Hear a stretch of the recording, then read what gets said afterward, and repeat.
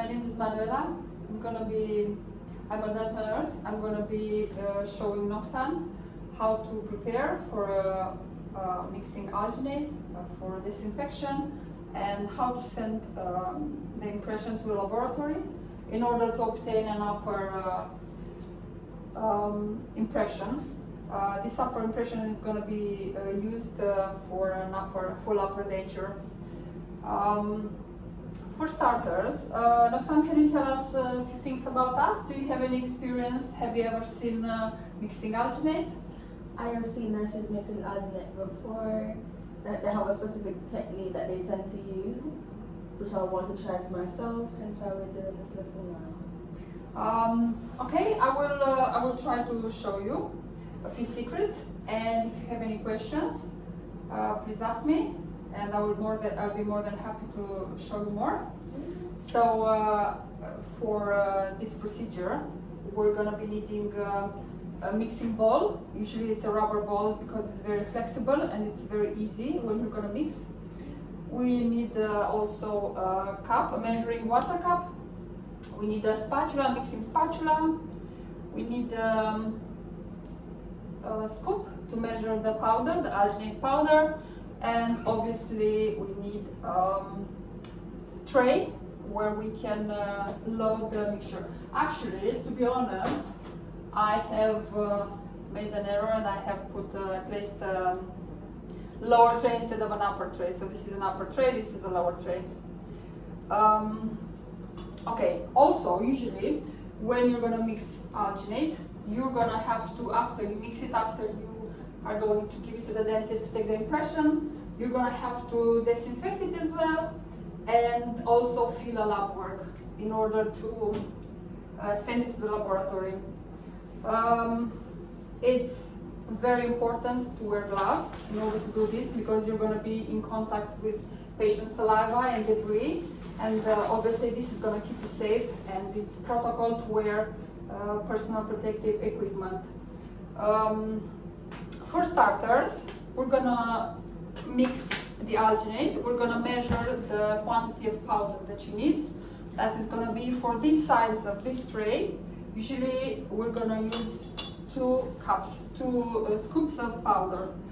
The way to mix the powder, to grab the powder into the scoop, there is a method that usually you need to fluff the powder and then tap it. Do you know why is the tapping? No. Actually, it sets the powder so you don't have to make a mess. So this is like one of the secrets, the inside secrets. Unless somebody tells you, probably you don't know. Fair enough. So then you have to measure one scoop.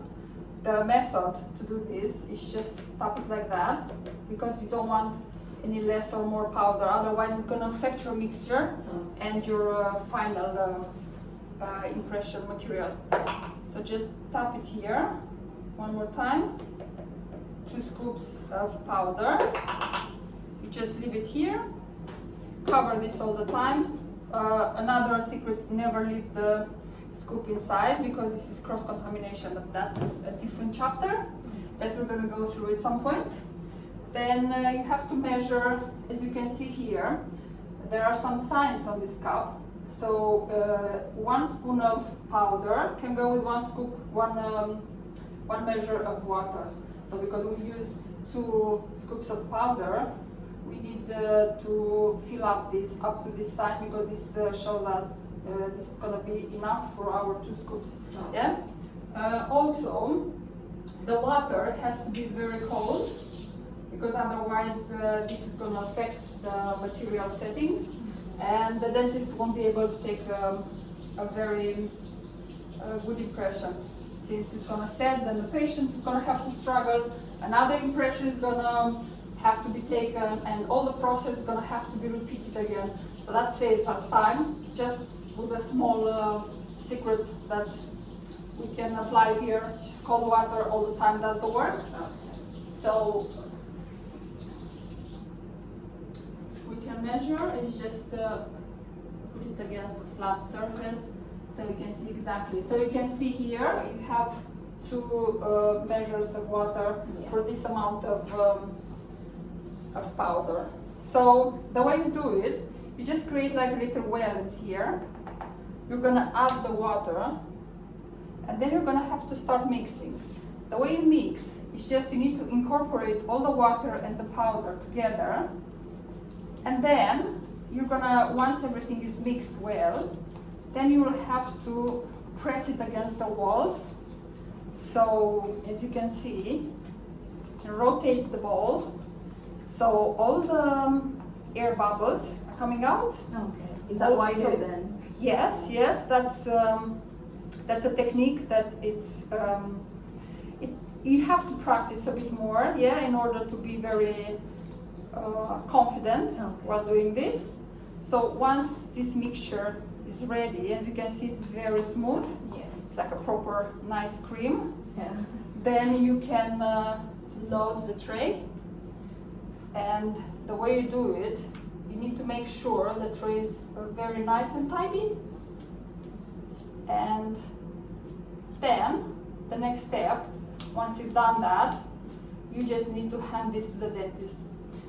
Once you give this to the dentist is going to take the impression, it's going to insert this into the patient's mouth, and it's going to wait for a few minutes until it sets.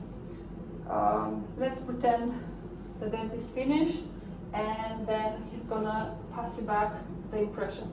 Now the impression might be very dirty. It's going to have blood, it's going to have saliva, it's going to have debris, maybe leftovers from food.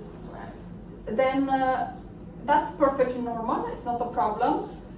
Your role will be to disinfect this impression before sending it to the laboratory, because let's say it's not fair to expose the technicians to any type of danger. So this is an easy procedure that we can do. So once this is set, while this sets, I'm going to show you how to prepare the disinfection solution. We have here like a bowl. This is specially made for this type of activity. We have the solution. It's called Steradif disinfectant powder. This is specially made for impressions. Yeah. Again, we have a measuring scoop. Usually for 2 liters of water, as you can see here, there is a sign where it shows 1 liter, 2 liters, 3 liters. It depends on the how much quantity of items you have, because sometimes you can disinfect other items such as a mirror or I don't know, a wax knife. So you just fill it with water, just like up to 2 liters.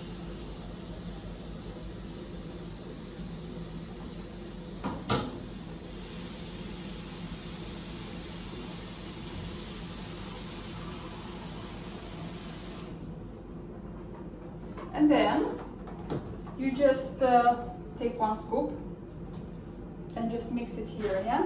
And this will do the job for us. Yeah, this is all set. So once this has been taken from the patient's mouth, the dentist is going to pass it to you. You just have to rinse it with water, make sure there is nothing left in there. Cold water again, yeah? And just dip it in here, yeah? You have to leave this for about 10 minutes.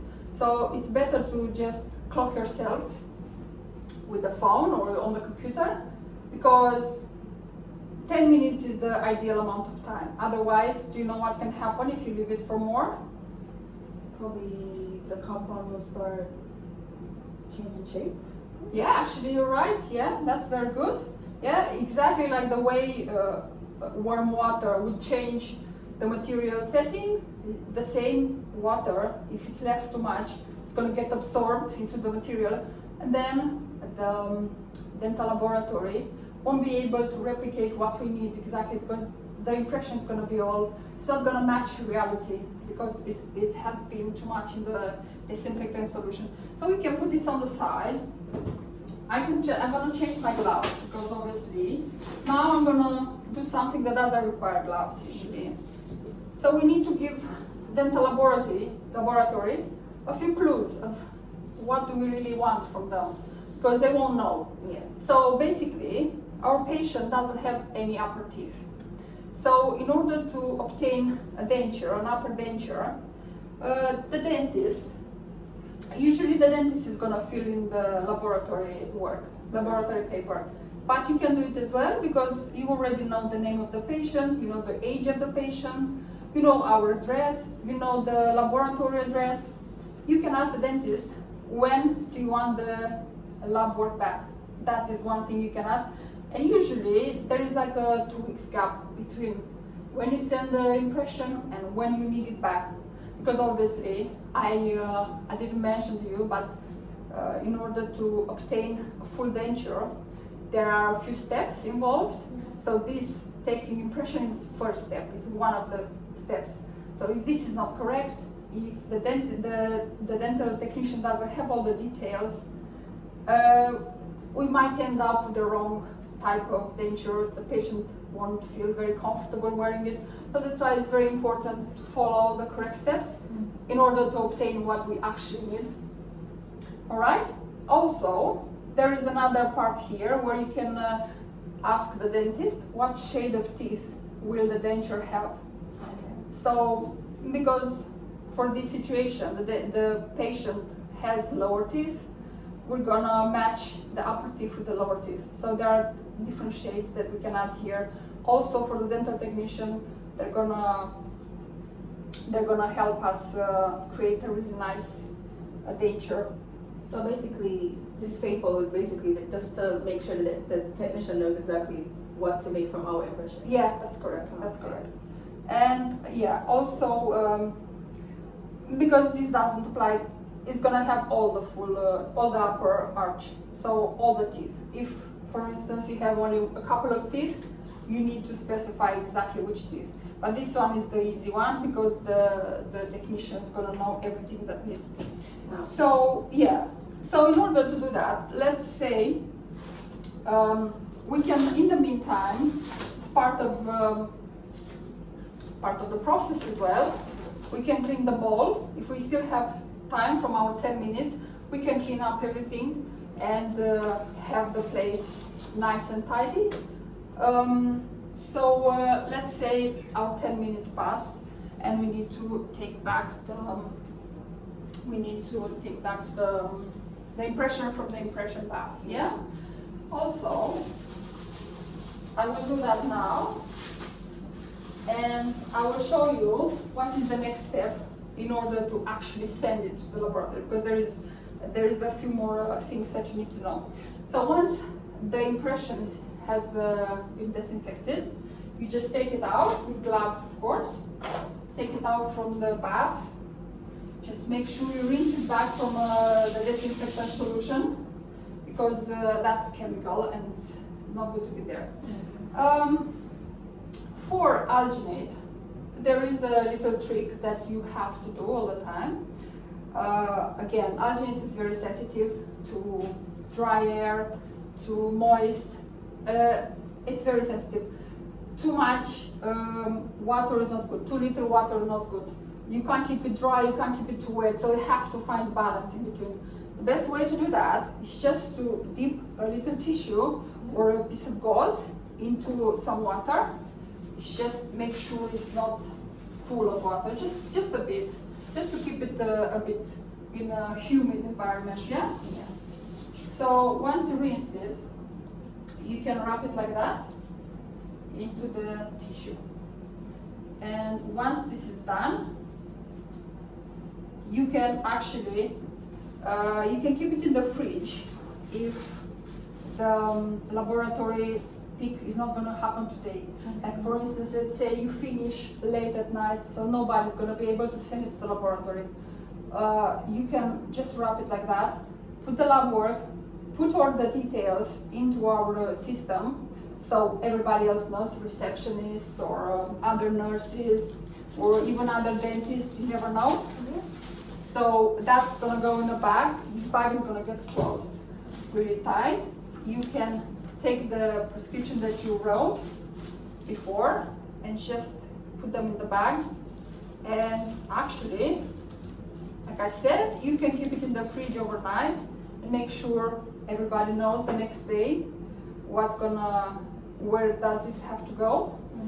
Okay. And also, I think that's it.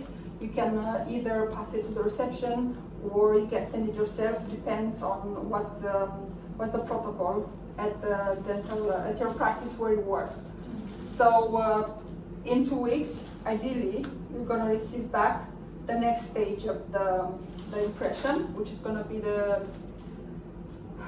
bite reg, where you have to take the bite reg. So, but that's another chapter for another lesson. So once these are done, you just need to clear everything up and put them back where they belong, so they are ready for next time when they're going to be used. Okay. Do you have? This is basically what you need to do in order to take an impression for a denture, and those are all the steps. If you have any questions, I'll be more than happy to answer, and maybe we can give you more tips on how to do this. I have no questions. I think it was very detailed. I get all the quantities of what to mix it in, how to send it off, how to basically what to write on the actual prescription, Yeah. and how to store it Yeah. if it's not being sent off the same day, Yeah. which is all informative. So I think, I think, yeah. Do you feel confident next time to mix yourself the alginate? yes. Yeah, Yes. I think you're gonna do a great job. Obviously, it takes a bit of practice, but there are people who just get it like really correctly in the first few times they try. Yeah. Don't need to. But even so, if something happens, as if you make a mistake or the tray is too big and you measure too little powder, or it sets really quickly, because during summer sometimes the water is it's warm.